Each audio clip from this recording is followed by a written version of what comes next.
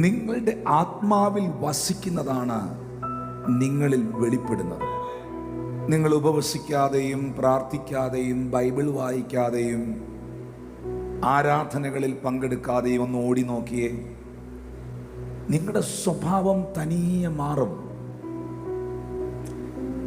നിങ്ങളിൽ ആ പഴയ സ്വഭാവങ്ങൾ പലതും നിങ്ങളിലേക്ക് തിരിച്ചു വരും.